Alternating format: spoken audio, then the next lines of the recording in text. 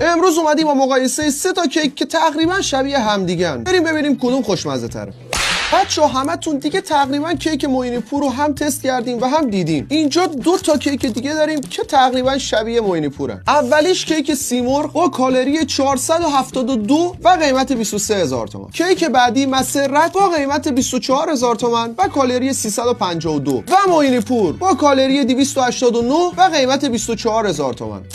بچه اینم ظاهر و بافت هر 3 تاشون. اول با مسرت شروع میکنیم. توش هم شکلات خیلی کمه، انگار شکلاتش از این ور کمونه کرده.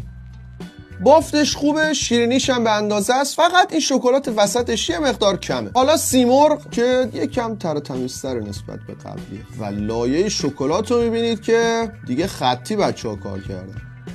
این نسبت به قبلیه یه بافت حجیم‌تری داره و تو خالی و شکلاتش هم اصلا مزه شکلاتش رو دوست نداشتم. شکلاتش خیلی کیفیت بالایی نداشت به نظر من. حالا معینی پور اصلا واقعا کیفیت کار عالیه. اینم دیگه بچه‌ها گلوله‌ای استفاده کردن، هم خطی هم گلوله‌ای.